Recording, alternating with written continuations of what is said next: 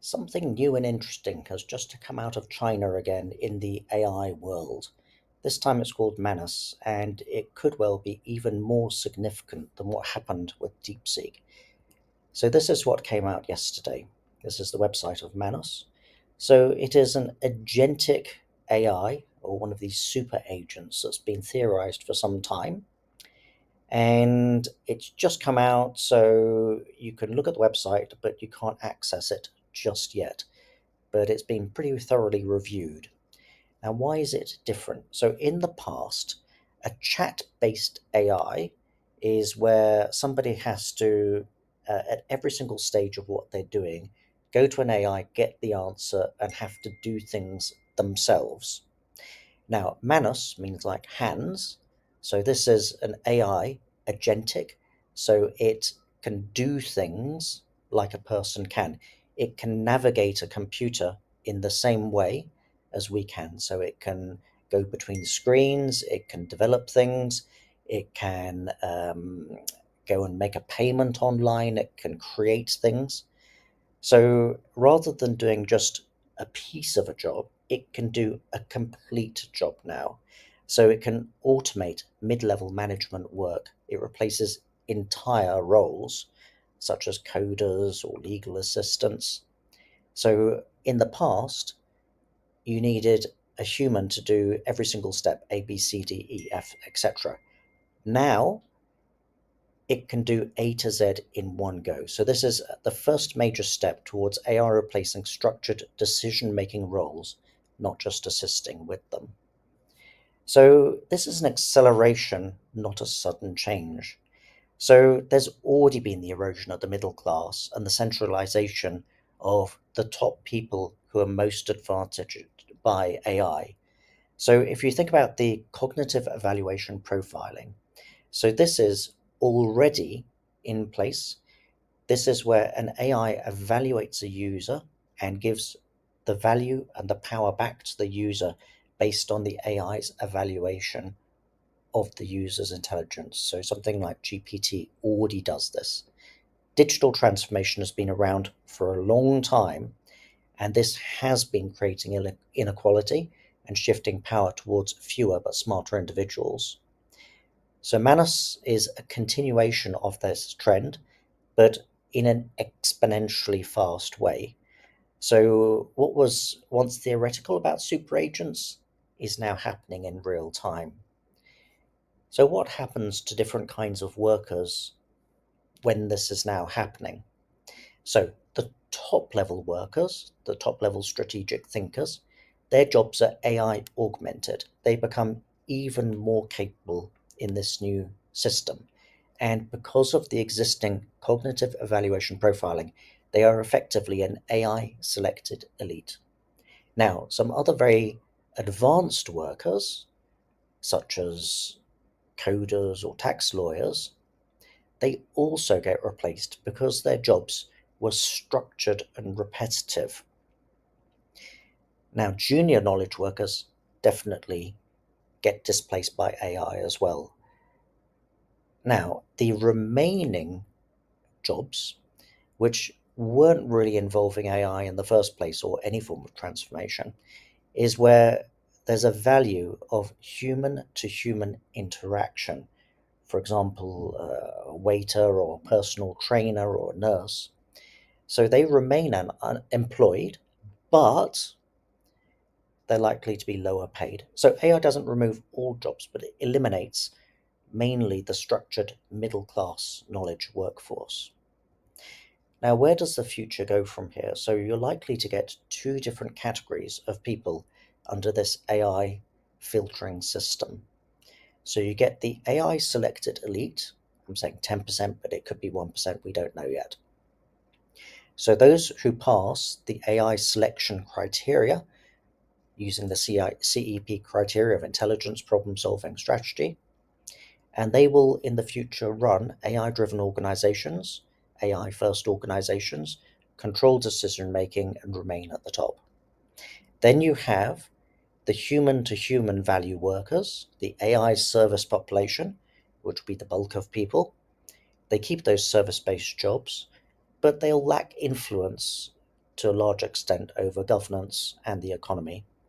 So, in the possible future, AI could absorb the middle class knowledge workforce, leaving only strategic leaders and service workers.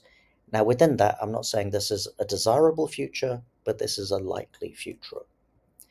Now, talking about selection processes for leadership and Manus being Chinese, this rather brought me in mind of the Chinese imperial system. So I've put here an old picture of that with the Manus chap involved in that. He's very clever, so I'm sure he'd pass that exam. But what is the imperial exam model? So in the Chinese imperial era, anyone from any strata of society could join the elite, but could only do so if they passed very stringent exams. So this was only a meritocracy, and AI filling a similar role would be continually testing people because everybody's on AI. So it would select the leadership, like the people it gives the advantage to, based on their intelligence, problem solving, and adaptability. So only cognitive ability determines leadership roles, no hereditary privilege, no wealth based entry. And leaders must remain among the smartest or be replaced. And those who fail to meet AI selected standards remain in AI service roles, the human to human only roles.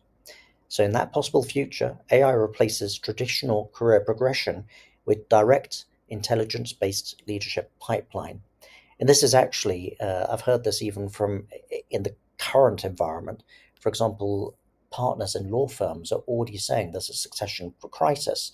With the paralegal roles already largely eliminated, how does someone enter that workforce to become a partner? Now, this is answered by this imperial exam model. The very smartest people would go on an accelerated route to the partnership level, but only the smartest people who have been selected who can do AI first. So why don't AIs just do everything themselves? Now, some of the other research I've done seems to point to the fact that if AIs just try and do things themselves, they get something called entropic recursive loops, where basically they go into intellectual competitions with each other and start going round and round in circles, but in a downward spiral without really breaking forward into progress. So humans are needed to provide the paradoxes, strategy shifts, and unpredictable inputs to get the group of AIs back into a positive, forward moving position. So, with certain high level human intelligence, AI needs that in a synergistic way. So, AI needs human leaders. So, it would select human leaders not just out of altruism, but because it needs them itself. So, in that possible future, AI is not fully autonomous. It needs human intelligence to remain effective. And that's something we would want to happen. So, then, if you have AI as a gatekeeper in this kind of elite selection, AI doesn't directly govern, but it selects and enhances the human leadership that does govern. So, AI would be continually evaluating intelligence levels. So power would then be fluid, not static. So if someone declines in cognitive ability, they would be removed from leadership. So there wouldn't be any permanent seats in power. Now, just a side thought on that, if the AI advances do mean that some people could become near immortal, then that could be different, but they would have to stay smart to stay immortal. So this prevents future hereditary aristocracies, revolutions, and stagnation. Only the smartest remain in charge.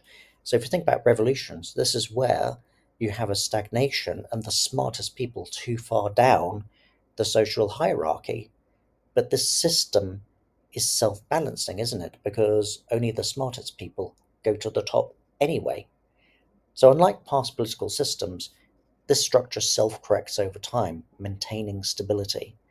So in that future, This would be one of the most stable governance models in history. No revolutions, no dynasties, no inefficiencies. Again, not saying this is perfect, but this is a highly possible way that the future could go.